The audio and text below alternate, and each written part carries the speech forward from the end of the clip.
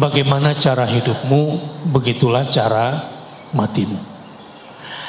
Ini sebetulnya saya ambil dari hadis Nabi SAW yang diriwayatkan oleh Imam Muslim dalam berbagai macam riwayatnya.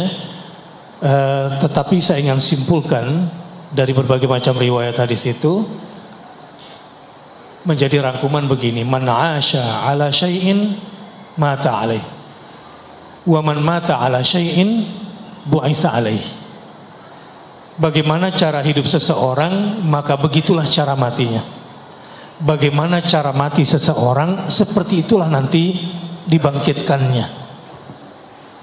Misalnya hadis lain yang dari Jabir, an Jabirin qala sami'tu Rasulullah sallallahu alaihi wasallam yaqul yub'atsu kullu 'abdin 'ala ma mata 'alaih. Dari Jabir, dari Nabi sallallahu alaihi wasallam, dibangkitkan seorang hamba dari kuburnya seperti bagaimana cara matinya. Nah, dalam riwayat Abu Hurairah ada gambaran yang lebih detail. Bunyinya seperti ini.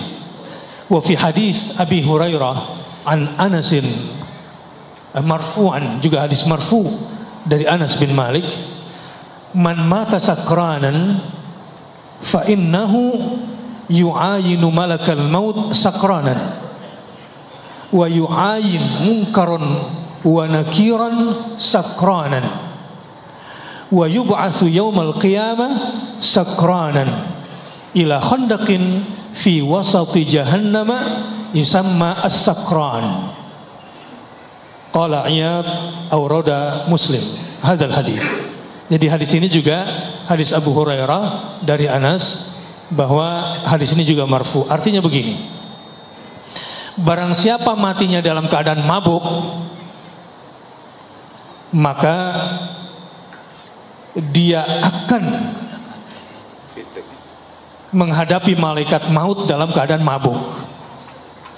Ini mabuk baik judulnya ini. Apakah mabuk dalam keadaan minuman keras atau mabuk dunia? Dalam keadaan seperti itu dia berhadapan dengan malaikat maut. Dan dalam keadaan mabuk pula dia akan berhadapan di kuburnya nanti ketika menghadapi malaikat mungkar dan nakir. Na'udzubillah min dzalik. Dan dari kuburnya akan dibangkitkan juga dalam keadaan mabuk. Dan digiringlah dia sampai ke pertengahan neraka jahanam. Di situ ada lubang, ada lembah khusus. Lembah itu bernama As-Sakran, lembah mabuk. Ini kira-kira flow-nya. Man 'asha 'ala syai'in mata 'alaih, wa man mata 'ala syai'in bu'itsa 'alaih. Bagaimana cara hidupmu, begitu pula cara matimu. Bagaimana cara matimu, seperti itu kamu dibangkitkan dari kuburmu. Nah, jamaah rahimakumullah, berarti sekarang sudah tahu bagaimana cara mati kita nanti ya. Mau tahu cara mati kita? Lihat, mayoritas hidup kita ini kita habiskan untuk apa? Seperti itu nanti matinya. Kemarin saya takziah ke rumahnya Pak Kiai Slamet, Wakil Ketua PBNU, juga Wakil Ketua Umum MUI. Istri beliau cerita, begini ceritanya Ustadz. Beliau minta mudah-mudahan karena sakit jantung, minta semoga kalau harus dicabut nyawa segera dalam keadaan sakit jantung saja. Jangan sampai sakit dulu. Sebab kalau sakit dulu nanti stroke. Stroke itu akan menyusahkan banyak orang. Dia minta kepada Allah dalam doanya semoga dalam sakit jantungnya kalaupun harus mati mudah-mudahan tidak stroke gitu. Boleh nggak seperti ini mintanya? Boleh. Bahkan diajarkan agar kita tidak mati dalam keadaan kondisi pikun berlama-lama.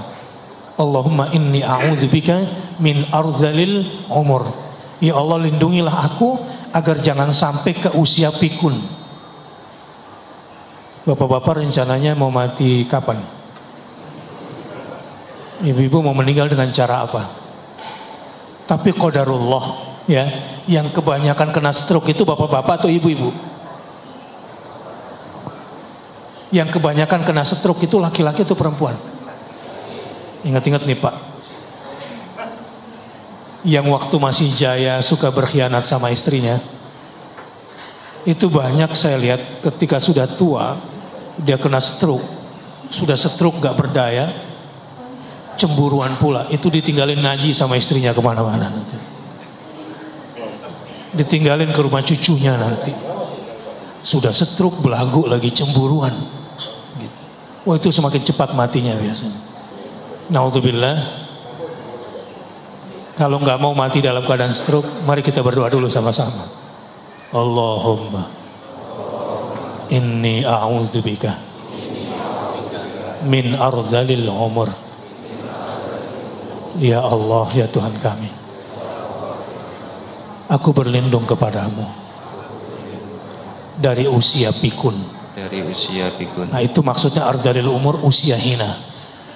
Kalau sudah buang air di atas ranjang, hidup sudah menyusahkan menantu, anak dan cucu, sudah. Ini hidup yang paling mengerikan. Mudah-mudahan Bapak dan Ibu cepat dicabut nyawanya. Enggak mau juga, gimana dong? Lalu mati cara gimana sebetulnya? Semalam sebelum tidur saya ditelepon juga oleh seorang artis terkenal.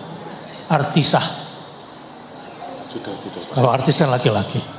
Ini artis perempuan yang sudah menjadi anggota dewan yang terhormat. Dia baru keliling 2 minggu ke Paris, ke Berlin, keliling dunia. Jadi popularitasnya sudah pada puncaknya, karir politik juga sudah bagus, tapi telepon ke mas semalam. Ustaz, kok hidup saya ini rasanya hampa ya? Rasanya di dunia ini yang saya cari sudah saya dapatkan semua. Mulai dari popularitas sampai kekuasaan, dan hidup saya juga rasanya sudah cukup. Tapi kok rasanya hampa ini semalam sebelum tidur telepon itu. Saya khawatir kalau tiba-tiba saya mati dalam keadaan seperti ini. Galau seperti ini. Saya bilang secara psikis, para psikolog mungkin mengatakan bahwa Anda sedang jenuh ini. Sedang jenuh. Tetapi secara agama saya ingin mengatakan Allah sedang memberikan Anda hidayah. Anda sedang dituntun oleh Allah bahwa ruh Anda sekarang ini sedang tidak terpuaskan. Yang terpuaskan itu baru badan Anda. Nah, dia bertanya, apa yang harus saya lakukan saat ini Ustaz? Mudah, ikuti hasrat suci ruh Anda itu.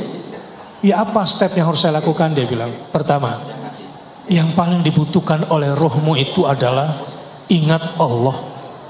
Dan puncak kepuasan rohmu, puncak kepuasan batinmu adalah kalau dia sudah berjumpa dengan Allah Subhanahu wa ta'ala.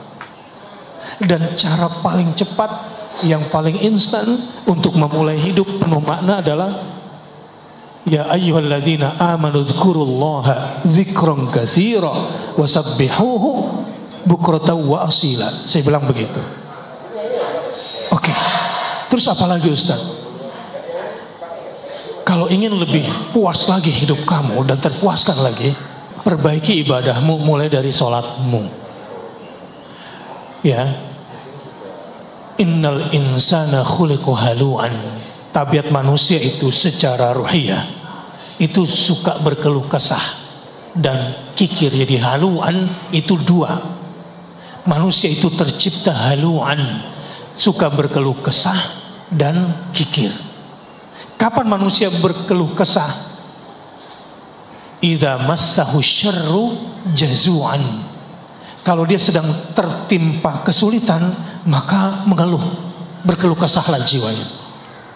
Kapan dia kikir? Wa idza massahul khairu manu'an. Kalau dia sedang mendapatkan rezeki yang banyak, mendapatkan kebaikan, biasanya dia pelit. Illa al-musallin, kecuali orang-orang yang salat. Mereka lah yang jiwanya tentram itu. Tapi sholatnya yang seperti apa? Alladzina hum fi sholatihim daimun. Yang mudawamah, yang Mudawamah itu sholat subuhnya konsisten, bukan cuma Sabtu Minggu. Yang tepat waktunya konsisten. Saya mau tanya, siapa yang sudah berada di masjid 15 menit sebelum azan? Siapa yang larinya tergopoh-gopoh sama anaknya kalau sudah qomat baru ke masjid? Dan siapa yang kalau sedang kerja di kantor lebih banyak sholat di samping meja kantor ketimbang ke masjid? Itu orang yang paling sengsara hidupnya. Dan biasanya direksi yang begitu. Ini mohon maaf kalau saya ke kantor-kantor, itu kebanyakan petinggi-petinggi itu yang malas sholat ke masjid. Makanya tadi kalau dibilang ada ketua kadin sholat subuh berjamaah di sini, wah itu TOP BGT lah orang Jakarta bilang. Top banget lah.